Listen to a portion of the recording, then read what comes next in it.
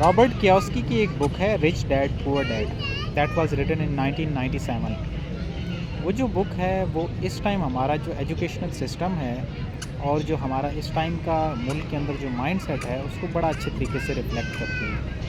Aldous it was written in 1997, तो यहाँ से आप अंदाज़ा कर लें कि हम जो है ना वो एजुकेशन में और अपने जो फ्यूचर है उसमें कितने पीछे हैं।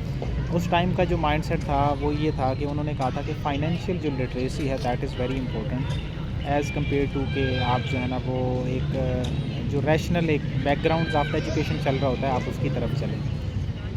तो उसमें अब जो वो रिच डैड और पुअर डैड को वो जो कंपेयर कर रहे हैं तो वो ये है कि जो रिच डैड हैं वो अपने बच्चों को फाइनेंशियल लिटरेसी देते हैं। दूसरी चीज़ वो अपने बच्चे को मनी माइंडसेट देते हैं, मींस कि आपने जो रकम के लिए आपने काम नहीं करना बल्कि आप ऐसे बने कि आपके पास मनी खुद से चल के आए। फिर तीसरी जो चीज़ है जो रिच डैड हैं वो देते हैं कि आपने वो जो जॉब सिक्योरिटी और पेंशन और उस सिस्टम की तरफ नहीं जाना बल्कि अपने आप को स्किल्स देनी है। अगर आप स्किल्स देंगे तो आप एंड तक उसके ज़रिए से कमाते रहेंगे। और नेक्स्ट जो लेसन था दैट इज़ कि आपने एसेट्स बनाना है। वो जो एसेट्स हैं वो रियल एस्टेट्स की बात में बनाएं या किसी भी फार्म में बनाएं, वो सॉलिड फार्म में होने चाहिए।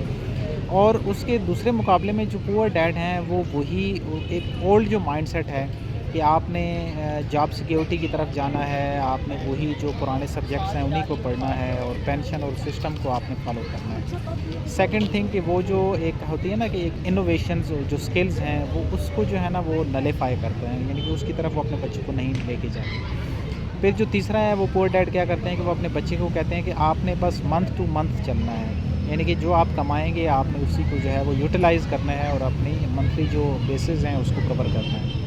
तो आज के दौर में अगर हम देखें तो वो जो हमारा एक जो करिकुलम है वो बड़ा ओल्डिश हो गया है। और दूसरी चीज़ कि अगर हम इस टाइम अपने बच्चों को स्किल्स और इनोवेशंस की तरफ नहीं लेके जाएंगे, जो हमारा एक ओल्ड माइंडसेट है एजुकेशन सिस्टम का और वो सारी चीज़ें वो बड़ा जो है ना वो इस टाइम पूरी तरीके से पिट रहा है। यूनिवर्सिटी ग्रेजुएट्स वहाँ से निकलते हैं, उनको पता ही नहीं होता कि उनको क्या करना है। फिर ये जो कॉमन सब्जेक्ट्स हैं उनकी आगे डिमांड नहीं है, सरकारी जॉब्स बहुत कम हो गई हैं।